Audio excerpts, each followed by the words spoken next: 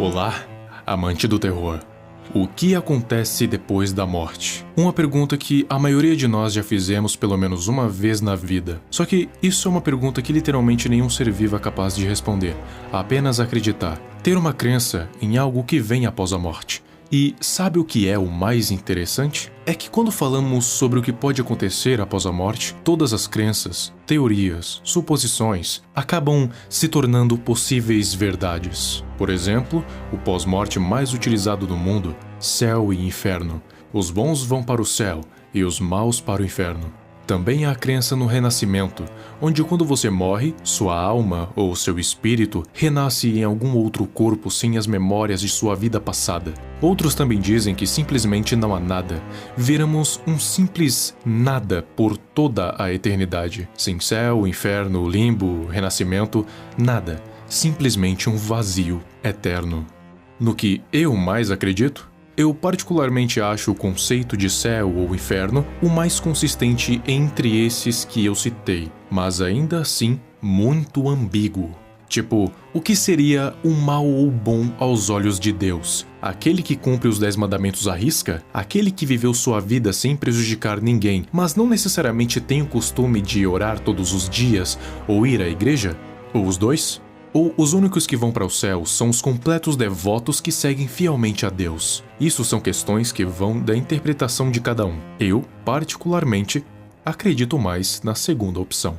No renascimento é concreto até você pensar a longo prazo. Porque um dia o mundo vai acabar, seja com a Terra explodindo, ou o Sol explodindo, ou ele se apagando e assim fazendo o mundo se tornar sem vida. E aí, aqueles que morreram vão renascer como o quê? E mesmo que me digam que possam renascer em alguma vida fora do planeta, e se tudo no universo simplesmente acabar? Há um plano B? Escape? É algo a se refletir. Para você afirmar que não há nada após a morte, primeiro você tem que responder duas simples perguntas. Como alguma coisa deixa de existir? E o que é o nada? Mas claro, é importante saber que nada está certo e nada está errado. Algumas são apenas mais consistentes do que outras, mas no fim ninguém sabe o que nos aguarda quando fechamos nossos olhos para sempre.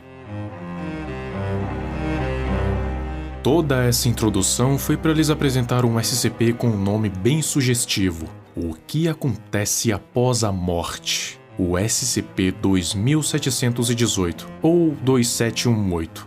O único SCP que genuinamente me deixou agoniado, com medo, pois entra naquele medo do desconhecido, ainda mais uma coisa que ninguém faz a menor ideia do que seja, apenas aquelas que já passaram por isso: a morte. Esse não é nem uma criatura, nem um evento fantástico, um ser cósmico fora do universo, não, ele é simplesmente um risco cognitivo. Todos os processos de ressuscitação quase sempre envolvem trazer alguém para a vida através de algum meio de reversão temporal. E em todos os processos, essas pessoas ressuscitadas voltam sem nenhuma memória de sua morte. Esse SCP apresenta alguém que já passou pela experiência de morte e foi ressuscitado para contar a história. E esse alguém é um conselheiro O5 da Fundação, chamado Roger. Todos os conselheiros O5 são obrigados a estenderem suas vidas através de suplementos e meios anômalos, mas o Roger não o fez. E durante uma de suas viagens, um acidente vascular cerebral tirou a sua vida, e assim ele foi empoleirado numa região rochosa na ilha de São Domingos. Ele havia morrido sozinho e demorou 14 anos até a Fundação achar o seu corpo, obviamente já em ruínas. Só que ele havia morrido com informações importantes e únicas que os conselheiros precisavam. Só que nenhum dos métodos temporais de ressuscitação estavam funcionando. Então, eles pegaram uma diáspora, ou seja, o que restou do corpo dele para construir uma aproximação quântica do que ele era. E então, acharam um outro corpo conservado para reanimá-lo. E, surpreendentemente, deu certo. Mas lembra do que eu disse que geralmente as pessoas ressuscitadas não possuem memórias de sua morte? Então, dessa vez, ela tinha. E assim que foi reanimado, chorou incontrolavelmente por quase meia hora e depois disso, Falou com certo alívio e agradecimento, e depois mostrando preocupação extrema com qualquer vida, especialmente a humana, obcecado com processos de segurança pessoal, e ele foi até mesmo na cela do SCP-106 para tentar barganhar com ele, mas acabou sendo impedido. Ele foi interrogado pela conselheira chamada Miriam, e então respondeu o que ela definitivamente não iria querer saber.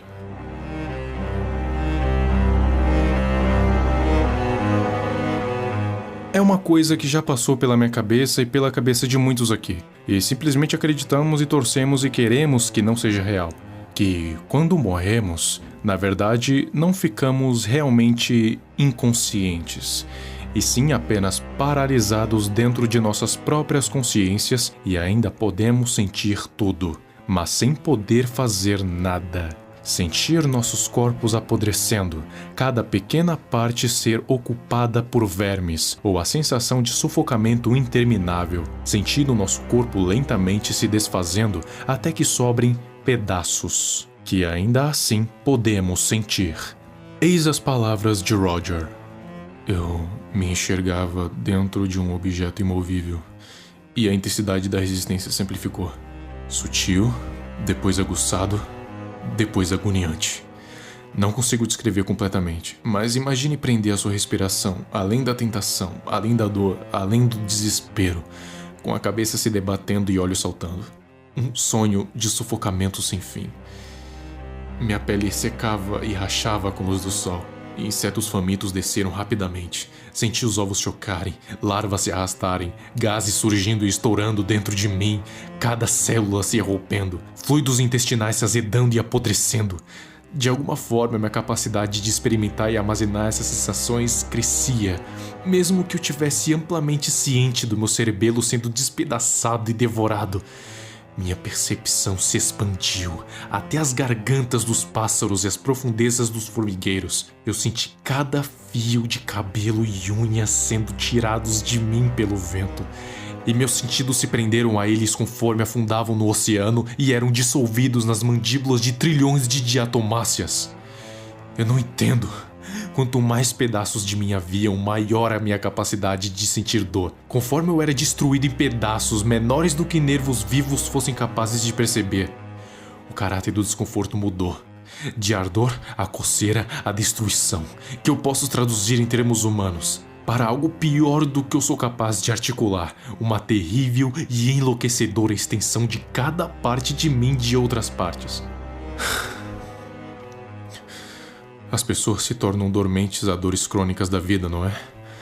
Mesmo assim, a cada ano, a cada mês, cada segundo que se passava, eu juro por Deus, eu juro que só se intensificava com o tempo.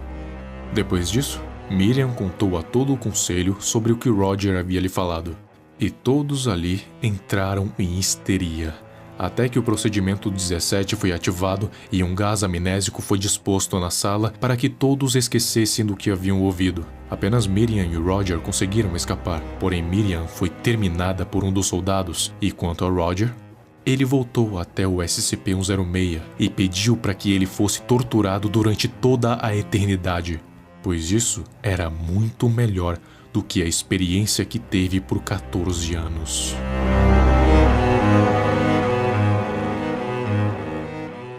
Eu sei que você provavelmente está no mínimo pensativo agora, mas você não precisa, porque existem dois empecilhos para essa ideia de pós-morte. O primeiro é que para sentirmos algo que acontece com o nosso corpo, precisamos do cérebro, mais precisamente o lobo parietal, responsável pelas sensações do corpo humano, como o tato e a dor, por exemplo, e também do córtex, responsável por todas as funções complexas, como a memória, sensações, sentimentos, consciência, percepção e pensamento.